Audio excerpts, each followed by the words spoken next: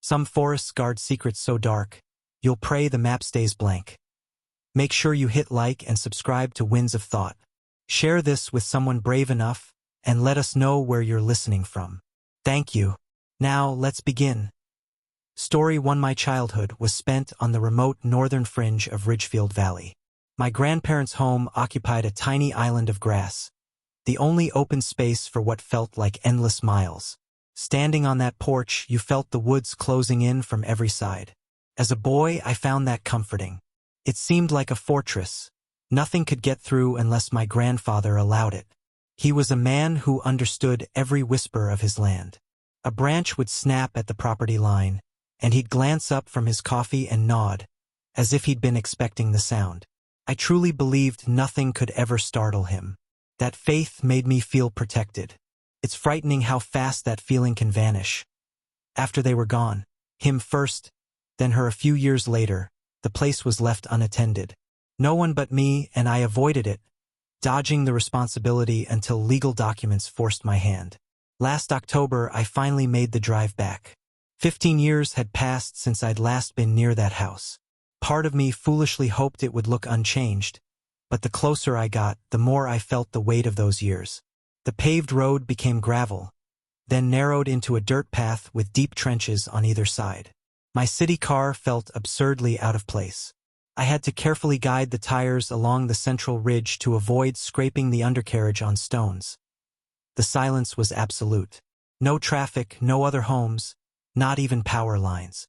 I told myself, just 3 nights. That was the deal.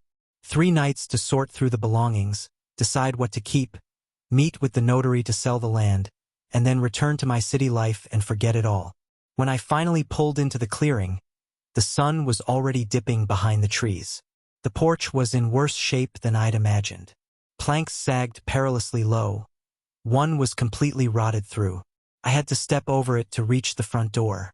When I pressed my hand to the lock, it turned with an unsettling ease that made my gut tighten, as if no time had passed at all. As if the house had been patiently waiting. The smell inside hit me first. Ancient timber, mothballs, and something else. A sour, damp odor like decaying leaves piled in shadow. It unleashed a flood of memories I wasn't prepared to face. Holidays spent here. The sound of my grandmother humming from the kitchen. My grandfather's work boots by the back door. I stood there for a long moment, feeling like I'd stepped into a preserved fossil of my own past. I set my bag by the staircase and began opening cabinets. Most of the dishes remained, stacked neatly behind yellowed shelf liner. A pile of newspapers sat on the counter, years old and curling at the edges. Her knitting basket was under her chair, a half-finished scarf still on the needles, the yarn slightly faded by full dark. I'd managed to box up the kitchen and part of the living room. My phone was useless. No signal, not even a flicker. I paced from window to window and finally caught one wavering bar long enough to send a "I'm here" text to my brother. I ate a cold sandwich at the sink, staring out at the wall of trees. The trunks were packed so tightly they formed a solid black barrier. It was that same childhood sensation. Stare too long, and something might stare back. I turned in early. With no TV or internet, there was little else to do. Just the old hallway clock ticking. I lay on the sagging mattress, staring at the ceiling, listening to the house groan and settle. Every noise seemed amplified. I don't know what time I woke up. At first, I thought it was just the normal sounds of an old structure cooling. But then I heard it again. A slow, deliberate scraping directly beneath the floorboards. I froze. My heartbeat pounded in my throat. I tried to rationalize it, an animal, maybe a raccoon rooting around. But the sound was too measured, too steady. Like fingers testing the grain of the wood, moving back and forth. The scraping paused. Then came a dull thud, like a palm pressing flat against the underside of the floor, searching for a weak spot. I lay there, fist clenched in the blankets, every muscle locked. My mouth was too dry to swallow. The noises continued like that for what felt like an hour. Scrape, pause, press. When they finally ceased, I didn't move.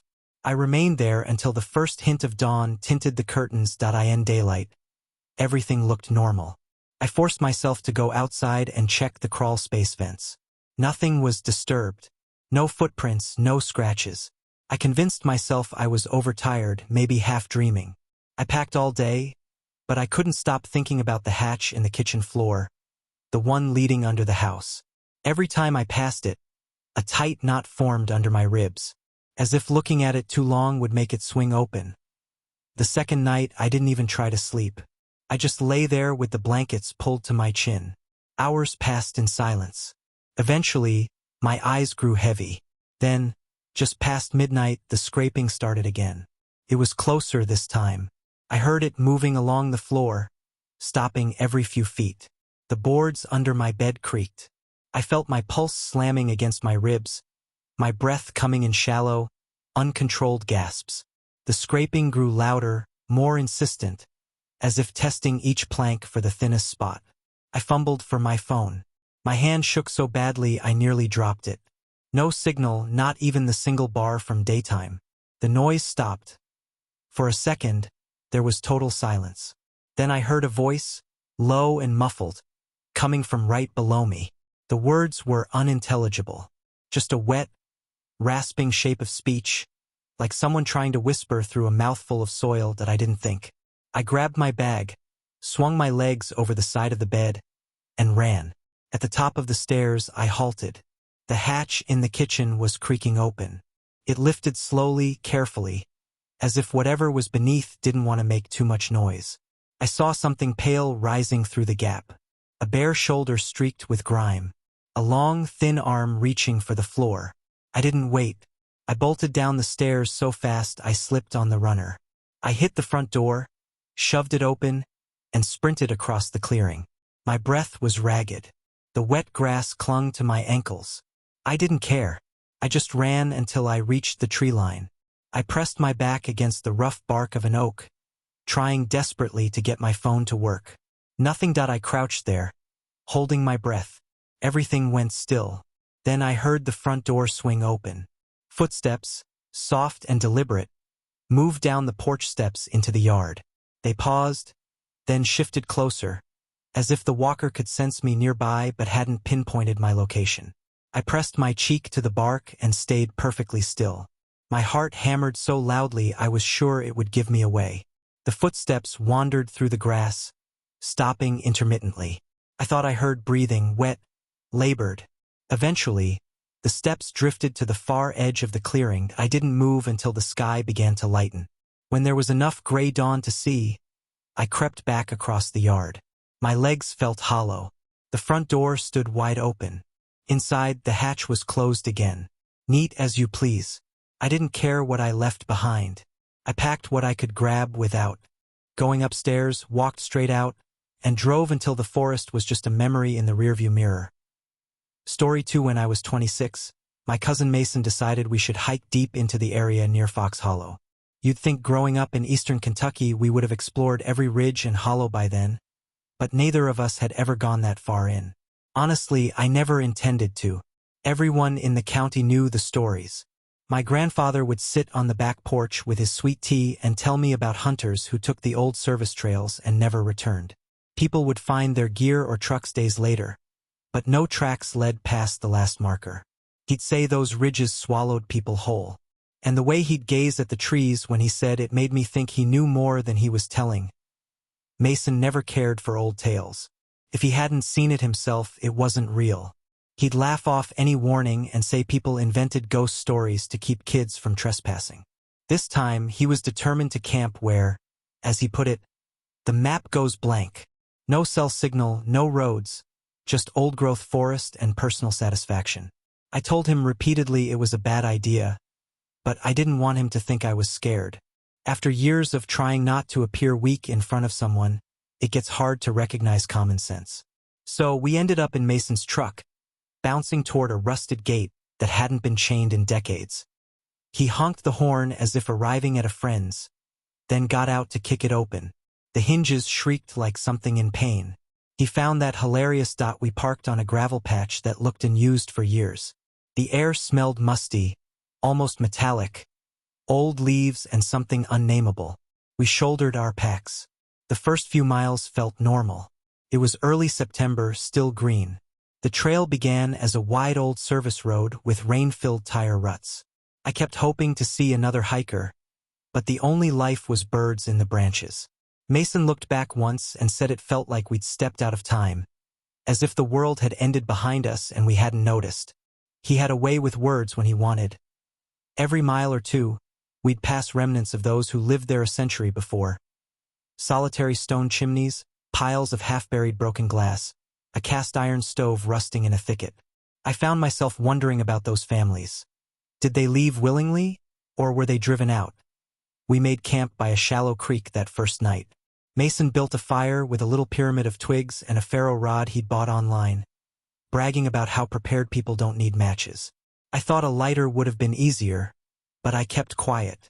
I tried to focus on cooking noodles and not on the prickling sense that something was watching us from just beyond the trees. My skin crawled like it does after a nightmare you can't recall. Mason didn't notice. He was too busy talking about camping videos. As if YouTube could shield us from whatever was out there, that I lay awake long after he started snoring. The fire died to embers, and the trees seemed to creep closer each time I blinked. I'd hear leaves crunch softly, like careful footsteps, then hold my breath, and they'd stop. This happened over and over until I was half convinced I was imagining it. I must have slept, because I woke to thin, gray light. We packed up without much talk. I think Mason hoped I wouldn't mention my unease. The second day, the trail became little more than a deer path. We picked our way between fallen limbs and holes from rotten fence posts. Around midday, Mason spotted a sign nailed high on a poplar. The wood was splintered, the paint so faded it was nearly white, but I could make out 3 words. "No return trail." He laughed, called it a prank. I didn't answer. I was too busy wondering who would hike this deep just to post a warning. Later, we stopped on a rocky bluff to eat. The slope fell away so steeply the bottom was invisible. I just unwrapped a protein bar when I noticed movement between the trees below. At first, I thought it was an elk, pale and tall, gliding silently across the gully. Then it stood straighter. Its arms were too long, hanging almost to its knees. It turned its head in a slow, methodical way, as if counting every tree. When it tilted its face upward, I saw how its jaw split up the middle and fell slack that I didn't breathe. My hands clenched so hard the protein bar wrapper tore. For a minute I thought I'd be sick. Then it stepped behind a thicket of young trees and vanished. I just sat there, staring. Mason finally noticed my expression and asked if I was ill. I tried to speak, but my throat was glued shut. I just nodded. We didn't talk much after that. He could tell something had changed. That night, we camped in a hollow barely large enough for our 2 tents. We didn't light a fire. I didn't want to be seen. I lay in the dark, counting whip-poor-will calls. The intervals between them began to stretch, and my stomach sank. When the calls stopped altogether, the world seemed to hold its breath. Then a voice drifted from the trees. At first, a low mumble too soft to understand. But it grew clearer, and every hair on my arms stood up. It was my mother's voice, the exact soft tone she used when I was a child afraid of the dark. "Cowan," it said. My chest went hollow. My brain scrambled for an explanation. A trick of the wind, my imagination replaying memories. But it was her. Down to the slight tremor in her vowels that I turned to shake Mason awake. My hand hit cold, empty nylon. His sleeping bag was vacant. I scrambled out of my tent so fast I nearly fell. My flashlight fumbled in my grip. I sucked in a lungful of cold, musty air and called his name. The trees swallowed the sound. Then I heard her again, farther down the slope. Some deep, instinctual part of me wanted to run toward it, as if I'd find her there, smiling, waiting to hug me. But something older, more primal, kept me rooted that I turned in a slow circle with the light. That's when I saw it. About 20 yards off, half hidden behind a black oak. It stood watching me. The skin looked slick, stretched too thin over bones that didn't fit. Long arms hung slack, fingers brushing the leaves. Its chest rose and fell with slow deliberation. I couldn't see any eyes. That was the worst part. If there had been eyes, maybe I could have looked away. It shifted, sliding sideways around the trunk. its shoulders twisting in an impossible way. It circled slowly, patiently, as if knowing I was paralyzed between running and freezing. I stumbled back and caught my shin on a rock. My flashlight beam jittered across the trees. That's when I saw a second one. Just a flicker of pale skin between trunks. That broke the spell. I bolted. I crashed through brambles and over deadfall, branches whipping my face and arms. My heart felt like it would tear free of my ribs. Behind me, voices rose. First my mother's, then Mason's, then my own. All of them calling my name in different pitches. I didn't look back. I don't know how long I ran. The darkness blurred everything but the mantra in my head. Don't stop. Keep going. When I finally stumbled onto the old service road, the sky was beginning to lighten. My legs buckled.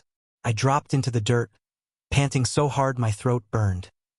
Later, a Forest Service truck rolled up. The ranger climbed out slowly, as if afraid to startle me. He helped me into the cab, gave me water, and tried not to look too concerned.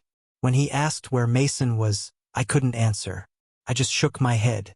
I didn't tell him what I saw. He wouldn't have believed me. Story 3. I grew up in a speck of southern Missouri most people would miss while driving through. I spent my 20s telling myself I was done with it. I'd moved to St. Louis, gotten a job that didn't require boots, and tried to convince myself I'd never return except for funerals. But last October, my Uncle Randall passed. So, I drove back out of obligation. After the small, quiet service in a brick church that smelled of lemon oil and old hymnals, I stood in the parking lot with my hands in my pockets, feeling something stuck under my ribs. I couldn't tell if it was grief or something older, a burden I'd carried since childhood and never shed. That Sunday afternoon, I packed a rucksack. Just a tarp, my old sleeping bag, some protein bars, and the hunting knife I'd had since I was 17, my initials still scratched into the handle. I filled a thermos with gas station coffee and drove out to a trail people only mentioned after a few drinks. They called it Jasper Bend. Rumor was, back in the 1800s, a crew of loggers vanished there. Some said it was a rockslide. Others swore it was something unexplainable. You'd hear the stories at the VFW, but no one agreed on the truth. All I knew was that no one maintained it, and you could hike for days without seeing a soul. I think that solitude was what I craved. By the time I turned onto the gravel shoulder, the sun was sinking behind the ridge. A rusted gate hung on one hinge, and a weathered wooden sign had letters so faded you had to squint to read them. For a second, I considered turning back. I could have driven to my mom's, slept in the guest room, pretended to be normal. But the quiet out there felt like the only thing that might help. So, I killed the engine, locked the truck, and started down the trail that wasn't much of a path. Just a narrow crease through underbrush, choked with brambles and fallen branches.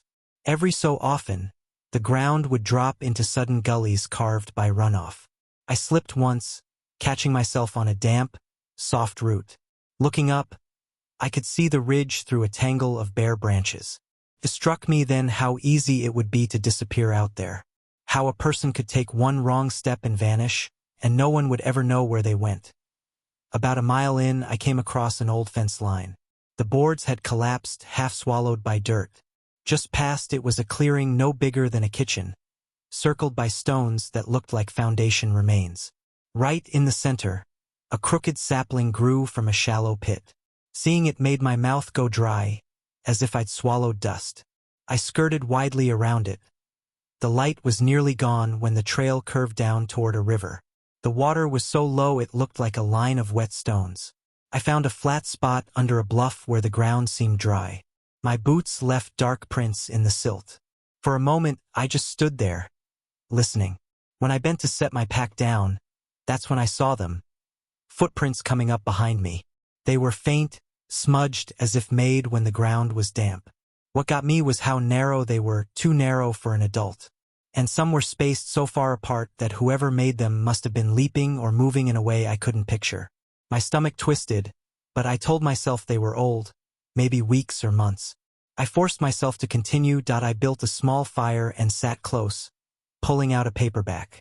I read the same page 3 times without absorbing a word. That's when I heard it. A low, two-note whistle drifting down the slope. The sound was too clean, too deliberate. I held my breath, waiting. A few seconds later, it came again. The same notes, the same pause, as if the whistler was listening for a response. My mouth felt chalk dry. I called out, "Hello!" My voice sounded thin, foreign. Nothing answered. I waited until the fire burned to coals. The whistle didn't return, but the silence felt worse, as if everything was holding its breath. Eventually, I let the fire die and crawled into my tent. I didn't zip it fully. I lay on my back with the knife handle on my chest, staring at the fabric overhead, my shoulders tense and aching. At some point, I must have dozed. I woke hours later with my heart hammering so hard I thought it might bruise my ribs. I stayed perfectly still, listening. That's when I heard it. A slow crunch of leaves, one careful step at a time. It was close, maybe 10 feet away, moving around the edge of the bluff. I waited, hoping it would pass, but the steps stopped right outside my tent. The air felt thick, heavy. Then something pressed against the nylon. A single finger tracing the curve of the fabric above my knee. My jaw clenched until my teeth ached. The finger moved again, slower, feeling the shape of my leg. I shut my eyes.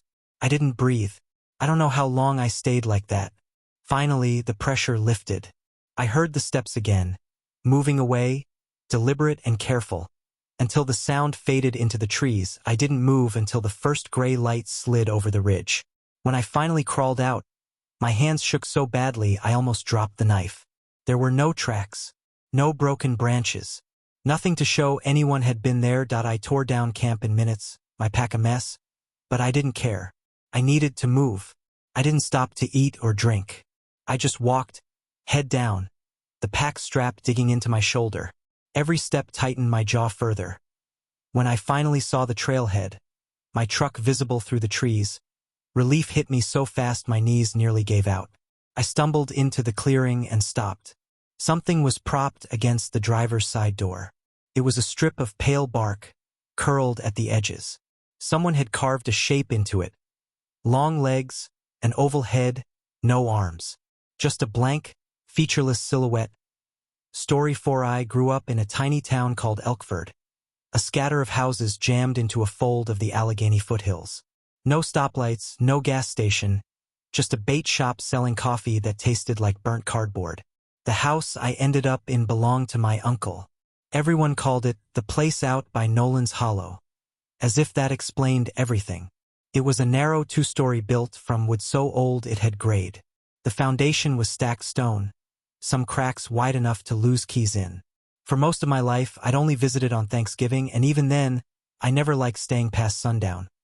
But last December, after my life fell apart, girlfriend left, hours at the mechanic shop cut, mom calling to check in, I decided to move in for a while. I told myself it was temporary, a break to clear my head. I loaded my truck with a mattress, some books, clothes, and drove out in a freezing rainstorm. The first few weeks weren't bad. The days were quiet. I'd split wood, patch drafts, sit on the porch with bad coffee. At night, the house reminded me I was alone. The beams would creak in slow pops that sounded like pacing overhead. I tried not to dwell on it. I kept the generator fueled and had a revolver in a lockbox by the bed.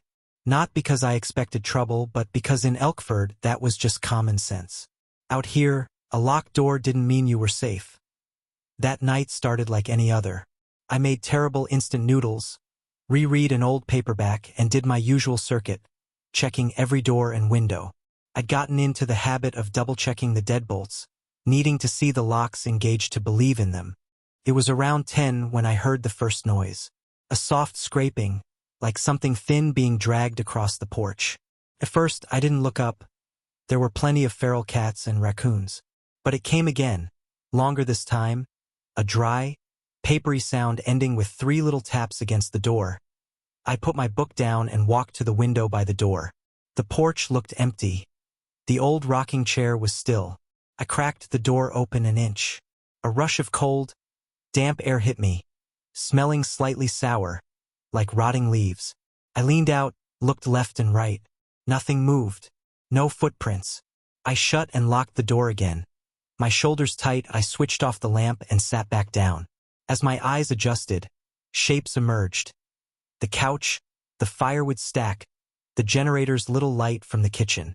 I told myself it was just an animal. Maybe a possum, maybe a branch. Then, just before midnight, came the knock. 3 short, calm raps, as if whoever was out there felt no need to hurry. I stood so fast my book fell to the floor with a smack. I didn't call out. I walked over, rested my palm flat against the door. The wood was cold, almost damp. Hello? Nothing. Not a shuffle, not a creak. I peered through the peephole. The porch was empty. I stepped back, locked the door again. My heart beat so hard I felt lightheaded that I returned to my chair. But this time I took the revolver and laid it across my knees. I told myself it was my imagination. An old house in the woods creaks and knocks. An hour passed. I didn't move. Eventually, the adrenaline faded. My arms went numb from holding still. I started to think it was over, that whatever it was had left.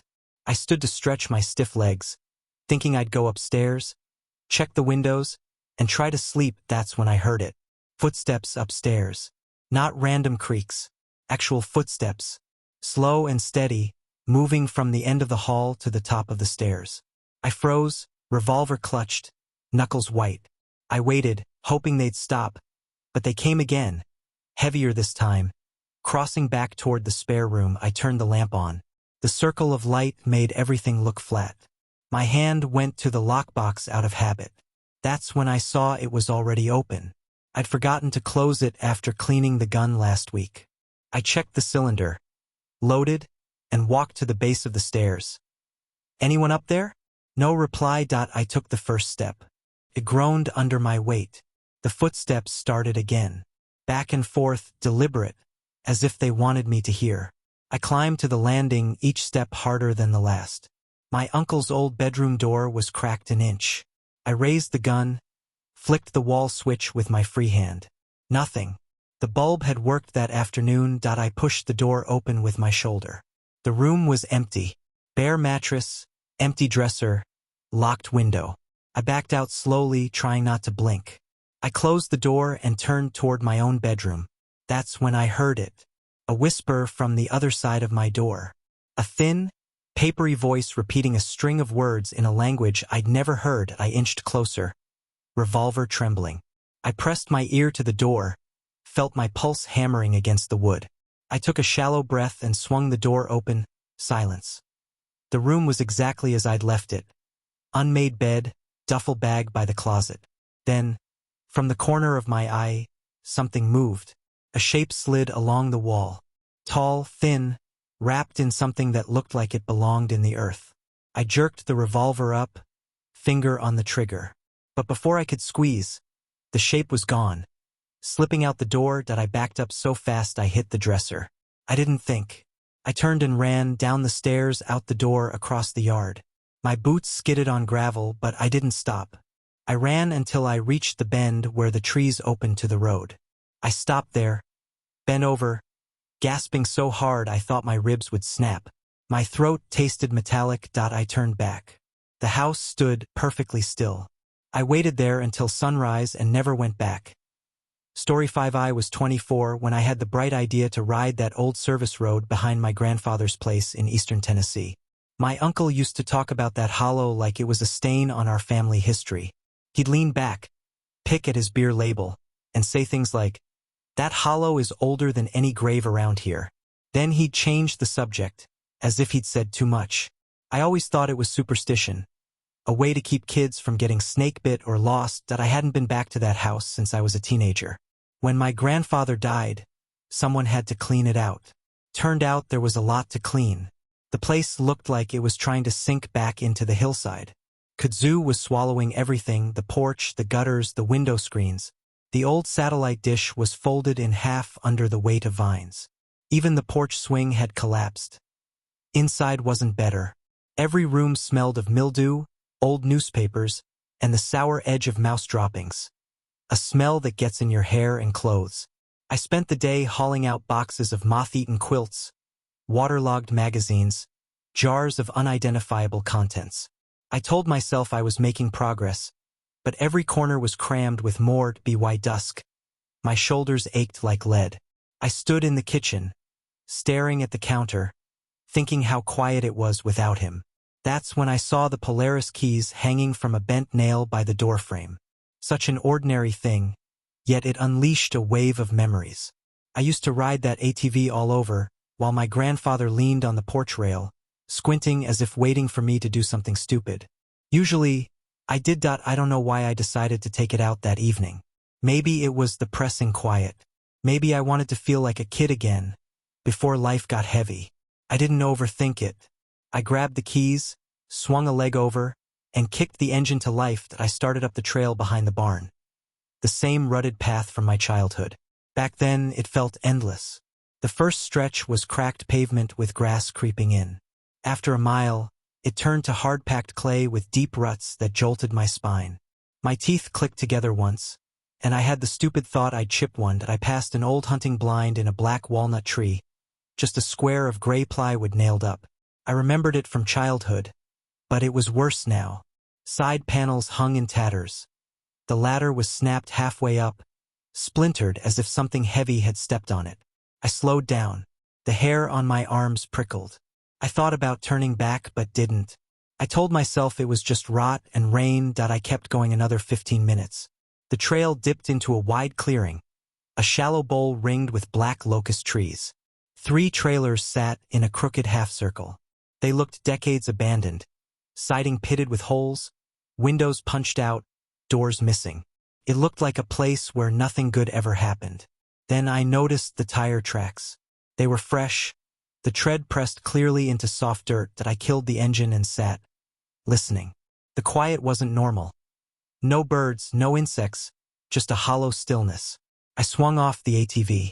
My boots sank into damp ground. Each step felt like wading through something thicker than air. When I reached the nearest trailer, I braced a hand on the doorway, my legs unsteady. Inside, the floor was buried under old leaves and stained carpet scraps.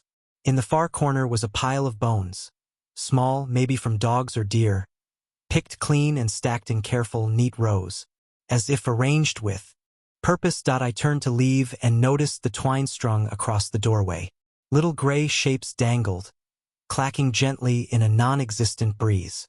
I leaned closer. For a moment I thought they were rocks. Then I realized they were skulls. Each one drilled through and threaded like beads. My throat closed. I stumbled backward, nearly tripping. My heart hammered. I should have left right then, gotten on the ATV and fled. But some stubborn, dull part of me needed to see where those tracks led. Not curiosity, but a compulsion. As if stopping halfway meant I'd never forget. I followed the trail past the trailers. It narrowed into switchbacks snaking down through trees. Boards were nailed to trunks, painted with symbols I didn't recognize. Circles slashed with lines, spirals around stick figures. Some looked drawn with something that dried brown and flaked. I don't know how long I walked. Maybe 20 minutes, maybe an hour. Time seemed to slip. The trail leveled into a deep hollow, almost dark. A collapsed stone foundation sagged into the hillside. There was a doorway sunk into the wall, a black hole big enough to walk through. I edged closer. The smell hit me about 6 feet away, a thick, sweet rot that clung to the back of my throat. I gagged, pulling my shirt over my nose. My flashlight felt heavy. I clicked it on and aimed inside. In the far corner, a pile of burlap sacks shifted. A slow, deliberate movement, as if something inside was trying to roll over. I heard a scraping breath, low and wet. My knees went weak. For a second, I thought I'd fall face first into the doorway. I took one step back. Before I could take another, a hand clamped down on my shoulder. I froze. Every thought vanished. I turned. A man stood beside me. He wore a battered canvas hat pulled low. His beard was streaked with gray, his mouth twisted into a polite, humorless smile. "Don't go in there," he said, as if giving directions to the post office. I couldn't move or speak. He raised a finger to his lips. "You don't belong here. Turn around." I just stood there, body locked. He leaned closer. His breath smelled like soil after rain. "Run." He let go, and whatever held me snapped. I spun and bolted up the trail, legs shaking so hard I nearly fell twice. I didn't look back. I knew if I did, I'd see something I could never erase. That I don't know how long it took to reach the clearing again. The trailers loomed in the dusk. I clambered onto the ATV, hands shaking so badly I almost dropped the keys. When the engine caught, I turned too hard and fishtailed. I gunned it up the hill, not caring if I wrecked the suspension. I parked by the porch and sat gripping the handlebars, trying to think of a way to explain any of it. Every version sounded like a cheap horror novel. At sunrise, I loaded the last of my stuff into the truck. I didn't call the sheriff. I just slid the house keys under the loose brick on the porch. Story 6I was 24 when I agreed to help my cousin clear out her grandfather's cabin. I'd grown up nearby, but this place was tucked so deep in the Blue Ridge that my phone died a mile before we even turned off the main road. The driveway was more an old logging track than anything. 2 ruts in the dirt, choked with weeds and broken branches. You'd never find it unless you knew where to look. Even as we bumped along, I thought it felt wrong that anyone had built there. Paige had been putting this off for a month. Her grandfather died alone in the kitchen. No one realized until mail spilled off the porch. A neighbor finally called the county. By the time the sheriff broke in, he'd been gone for days, maybe longer. Paige kept saying she couldn't go inside alone. She'd say it in a brittle voice, afraid I'd think she was dramatic. I didn't. I understood perfectly. When we reached the clearing, the cabin looked worse than expected. It leaned hard to one side, as if sinking into the ground. Half the shingles were missing. A busted porch rail hung by one nail. I parked behind her Corolla, and for a long minute we just sat with the engine ticking. Neither of us moved. It was afternoon, but the trees pressed in so tight the clearing felt dim. I tried to ignore the knot in my stomach. "You brought a flashlight, right?" she asked, still staring ahead. "Yeah," I said, reaching for the glove compartment, though I knew it was there. Holding it made me feel steadier. She blew out a shaky breath. Her hand trembled opening the door. The porch steps creaked. I half expected one to give way. When I nudged the front door with my toe, it drifted open as if waiting. The smell hit first.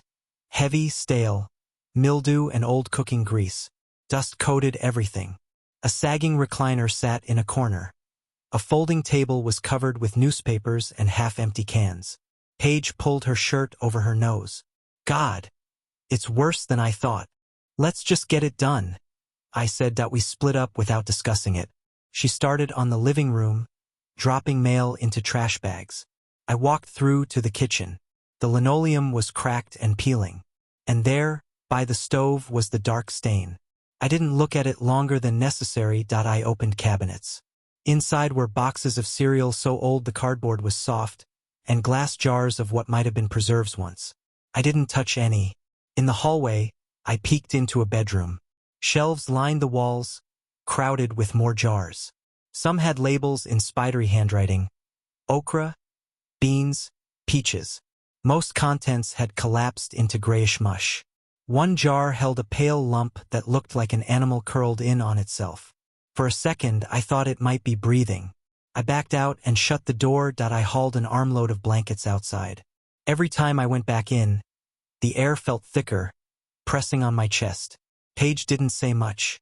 Every so often, I'd catch her glancing down the hall, eyes fixed on the closed bedroom door. Once I asked what she was looking at. She just shook her head. A couple hours passed like that. We worked in silence, just the rustle of trash bags and creak of floorboards. When the light began to fade, I checked my watch, throat tightening. "We should check the cellar before dark," I told her. She froze, hand in a box of papers. "He never let me down there," she said quietly. "He said it wasn't safe." I tried to keep my voice light, though it came out strained. "Not safe how?" She just shrugged, shoulders locked near her ears. I decided not to push. I went to the back of the kitchen and pulled open the cellar door. The hinges groaned. Cold air spilled up around my ankles. My flashlight beam wavered as I stepped onto the steep, narrow stairs. My boots left damp prints. About halfway down, the smell hit me, wet fur mixed with something sour and rotting. I breathed through my mouth. The cellar floor was packed dirt. My light found a large wooden work table, its surface gouged with dozens of shallow cuts. Iron hooks dangled empty above it, swaying gently as if someone had just brushed past. On the far wall, shelves held more jars. The liquid inside was yellowish. The things floating weren't recognizable. That I was moving closer for a quick look when I heard footsteps on the floor above me. Slow, deliberate. "Paige?" I called. No answer. My heart felt like it was crawling up my throat. I climbed the stairs fast, 2 at a time. When I reached the top, the door swung shut in my face. The latch clicked home with a dull snap. "Hey!" I smacked my palm against the door, skin stinging. "Paige, open the door."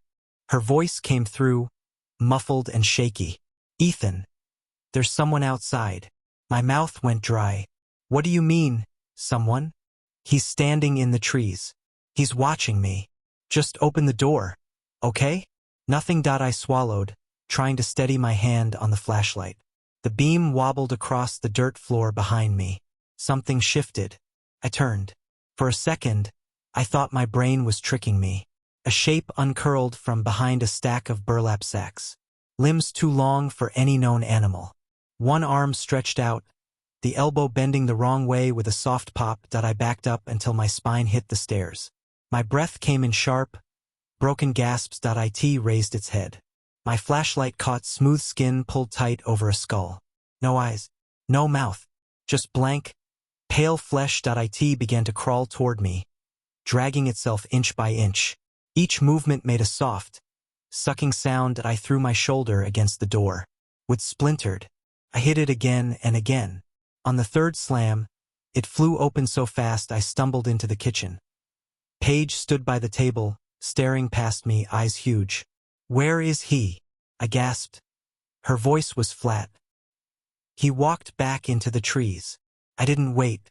I grabbed her wrist, practically dragging her across the porch. My truck was right there. I didn't look over my shoulder until we were halfway down the driveway. Through the windshield, I saw a shape slip between the trees. Tall, thin, moving in a way I couldn't process. Paige let out one strangled sob and clamped a hand over her mouth. I pressed the gas hard, gravel spitting behind the tires. We didn't speak another word until we hit pavement. Story 7. I was 32 when I decided to spend a full week alone in the most remote stretch of the Blue Valley Range I could find without a guide. I'd camped for years, weekends, week-long trips, but something about going completely off-grid nagged at me. It felt like the only way to prove I could handle absolute solitude. I couldn't articulate it, but the feeling settled in my chest. I planned for a month. Evenings after work, I'd spread new topographic maps on the kitchen table, tracing old forestry roads, looking for places with no maintained trails. One night, I dug out an old pamphlet from a ranger station years prior. The cover was faded, showing a black and white photo of a cabin ruin with a heading like "Unrecorded Hollows of the Blue Valley." The pages were warped, but there was enough detail to spark my interest. I didn't want to chance anything. I bought a new tent advertised as stormproof. I packed extra batteries, restocked my first aid kit, added a hand crank radio for peace of mind. I even packed 3 knives, which in hindsight seems excessive, but then felt like the right amount of caution. Before leaving, I called my brother Matt, trying to sound casual. He was skeptical. I told him I'd be out 6, maybe 7 days, and not to worry if I didn't check in. He sighed, said I was basically auditioning for my own missing person documentary. I laughed it off, though a part of me wondered if he was right. The morning I left, I got up before dawn. My old Subaru sagged under the gear. As I drove, I pictured the trailhead as a welcoming portal. When I finally pulled over onto East Wick Trace, it was just a gravel scrape on the road shoulder. No sign, no marker, just an opening in the trees like a deer trail unused for decades. I almost turned around, but I'd prepared too much to quit over a lack of signage. I killed the engine, shouldered my pack, and stood listening to the quiet. Then I set off. That first day was what I'd hoped for. The silence was a relief. I didn't see a single person. I covered maybe 12 miles. The only traces of others were a crumbling chimney in a clearing and a row of rusted fence posts ending abruptly at the trees. A couple times, I had to step over vine tangles that seemed to be erasing the path. Late afternoon, I reached the ridge I'd marked on my map. About 100 yards west, the slope dropped into a hollow with a narrow stream. I set up my tent in a shallow natural bowl between 3 boulders. The spot felt hidden, making my shoulders relax for the first time in weeks. I spent an hour hauling smooth stones from the creek to build a fire ring. When I lit the fire, I sat on my pack and watched it burn. The quiet was different. No distant cars, no planes, no other voices. Just the occasional click of a falling branch. Dinner was a pouch of freeze-dried stew that tasted like warm salt with chewy lumps. It was filling, and I felt drowsy by dark. I made notes in my journal about the route. When I crawled into the tent, I rested a hand on my belt knife. Not from fear, I told myself, but from habit. A little reassurance in the dark. The second morning, I woke to a thin mist curling low across the ground, pale as flour dust. I brewed bad coffee and walked a slow perimeter. The ridge sloped into a narrow gully that seemed to invite me in. I told myself I'd just peek, but after lunch, I decided to follow it properly. I picked my way down almost a mile. The deeper I went, the more certain I was no one had been there in decades. Fallen trees lay like barricades. Once I spotted a length of rusted chain half buried in leaves. Farther on, a small pile of bones, picked clean, maybe from a raccoon or fox. I stood listening, but the gully was dead quiet on the way back. Something caught my eye. A patch of freshly turned dirt off to the side, mounded unevenly. At first, I thought it was a burrow, but the hole was too wide and shallow. A crawling unease tightened my neck, but I told myself it was imagination. I didn't go closer. That evening, I stayed up late, feeding the fire stick by stick, watching the clearing's edges. When the last logs crumbled to embers, I finally crawled into the tent, eyes burning from the flames. I don't know when I woke. The moon was bright, painting every branch silhouette on the nylon. For a moment, I was disoriented, chest tight. Then I heard it. A voice, low and close, said my name. Not a shout, not a question. Just spoken, steady. As if the speaker knew exactly where I loyed. My throat closed. I tried to swallow. My ears rang. The voice didn't come again. Eventually, I convinced myself it was a dream. I lay there, eyes wide, until dawn crept through the trees. When light came, I unzipped the tent in short jerks, expecting footprints or some sign. Nothing was out of place. No broken branches, no scuffs in the soil. Just the same clearing that I spent the day trying to distract myself. Collecting wood, fishing in the stream, sorting gear. But as light faded again, a slow pressure built in my chest, as if the trees were leaning closer. I couldn't shake the feeling that staying another night was a mistake. That evening, I made the fire larger than before, dragging every dry branch into a pile, feeding flames until they threw light halfway up the boulders. I settled against a boulder with my knees drawn up, thinking if I stayed awake, I'd feel in control. It was a nice theory. At some point, I must have nodded off. I woke to fading embers, the cold pressing through my jacket. For a few seconds, I thought the night would pass quietly. Then, behind the boulder, I heard breathing. Slow, steady, deliberate, as if whoever it was didn't care if I heard, as long as I didn't turn around. My hands trembled so badly I almost dropped the flashlight. I sat paralyzed, staring at the fire's last glow. My legs went numb. I couldn't bring myself to look. The breathing didn't change. Never sped up, never slowed. Just stayed exactly the same until the first gray light. When it finally stopped, I felt hollowed out. I stood on unsteady legs and broke camp in record time. My pack was a tangle. I didn't care. I needed to move. I hiked hard, barely pausing to drink. Every glance behind me felt like someone was about to step into view. The trail felt narrower, the trees pressing in. My breath came in short gasps I couldn't control. About a mile from the trailhead, I stopped so fast my boots slipped. In the middle of the trail was a single boot print, bigger than mine by at least 2 sizes, pressed deep into soft earth. No other prints led to or from it. I didn't take a picture. I didn't study it. I just started running. When I reached my car, I locked the doors before even setting my pack down. My hands shook so badly I dropped the keys twice. I didn't look back until I'd driven 10 miles, until trees thinned into pasture. That was the last time I ever camped alone. Story 8. I spent that summer working for a small conservation outfit in the southern Blue Ridge. Not glamorous. Most days it was me, a clipboard, and a lot of sweating while I tried to identify moss species. The group was 6 people. We took turns hauling gear, updating old surveys, and driving to places so remote you wondered why they were on any map. The old-timers called these parcels forgotten tracks. It sounded dramatic. After what happened, I think forgotten was too kind that I remember the morning they assigned me track 14. First Monday in June. We worked out of a converted ranger station with a tin roof that pinged in the sun. My supervisor, Elena, handed me the file. Good luck. This one's a black hole. She wasn't joking. Half the papers were blurry copies of copies. The last field report was from 1978, typed by a guy named Brooks. It was just a list of trees, plant counts, and one line tacked at the end. Old dwelling remains. Advise caution. That was it.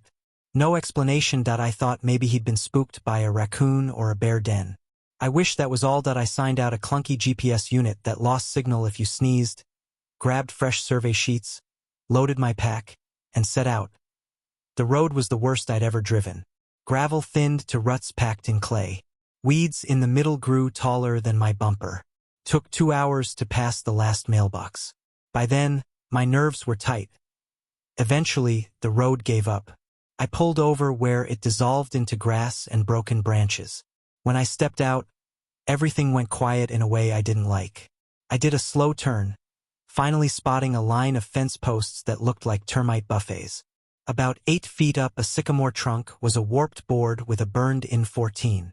My only confirmation, I shouldered my pack, adjusted my compass, and stepped over the collapsed fence. Within 20 steps, the road vanished behind me. The trees were massive, trunks like old silos, branches tangled too high to see the ends. The first hour was a steady climb. I stopped to note trillium patches, mushroom clusters, a tiny frog. My GPS flickered in and out. I trusted the compass more. I was moving along the ridgeside when I noticed a break in the undergrowth. A little dip. I shifted for a better look and saw the edge of a stone foundation tucked into a hollow. It looked so out of place I thought I was imagining it. I should have just marked the spot and moved on. But there was this feeling, like the place was waiting for me specifically, like it had something to show. It sounds ridiculous, but that's how it felt. So I climbed down, careful with my steps, for a closer look. The foundation was a rectangle of stacked stones, half collapsed.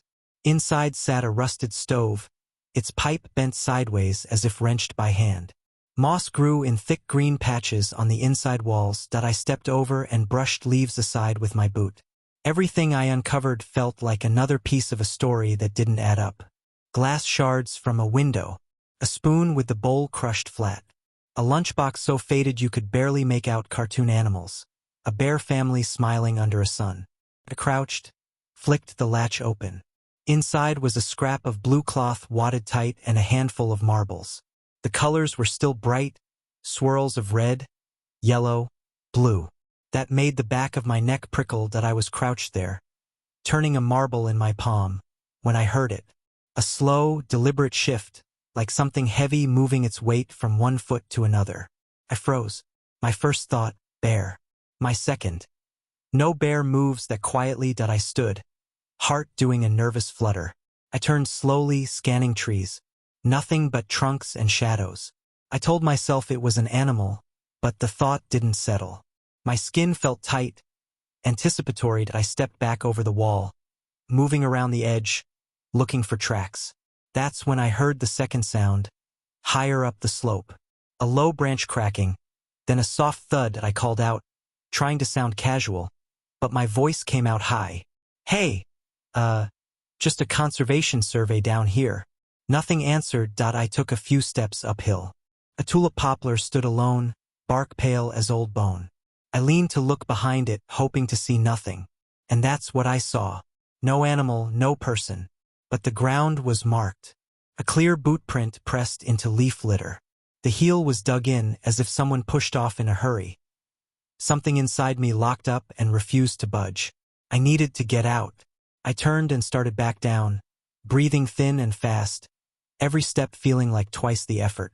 The GPS screen was dark. I clutched it anyway. Going back, everything felt off. Trees tighter, shadows thicker. I kept glancing over my shoulder, sure I was being followed. About halfway to where I thought the fence line was, I heard the voice. "Come back." Quiet but clear. A cracked whisper like old radio static. I stopped cold. My ears strained. Nothing. Then it came again, closer. "Come back." My hands went clammy. I took a step back, then another. I tried to convince myself it was the wind, but I knew better. The third time it spoke, something in me quit pretending. I bolted. I didn't care about noise. My pack slammed into my back. Branches caught my shirt, scraped my arms. I didn't slow down. I barreled through a rhododendron stand, not caring about direction. My legs burned, breath ragged. I couldn't make myself stop. When I finally stumbled to a halt, I was shaking so badly I had to grab a tree. I bent over, breathing in quick gasps. I looked around. Nothing looked familiar. I swallowed, trying to think. Go downhill, hit the road. That was all. One step at a time. I started moving again, slower, trying to be quiet. The woods felt like they were pressing closer. After what felt like an hour, I saw a strip of light ahead. It didn't look real, just a pale line between trunks. I picked up pace, then broke into a run, convinced if I wasn't fast enough, it would vanish. I burst from the trees, stumbled onto the road, nearly fell. My truck sat right where I'd left it, weeds brushing the bumper. I forced myself to look back. I don't know why. Some last stupid need to be sure. First, nothing, just shadows and trees. Then something stepped into the open. It was tall, dressed in an old canvas coat. Dark stains all down the front. Couldn't see a face. It raised one arm, slow and deliberate, and pointed back into the woods. I didn't wait. I climbed into the truck, hands shaking uncontrollably. The key slipped from my fingers twice before I got it in. When the engine turned over, I backed up so fast gravel sprayed. When I got back to the station, I turned in the GPS and my notes without a word about what I'd seen. I never set foot in track 14 again. Some parts of the map should stay blank forever. And that's the last story. What would you have done? Could you have lasted 3 nights in that house? Or would you have run at the first scrape beneath the floor? Let us know in the comments. If these tales from the deep woods unsettled you, do us a favor and hit the like button.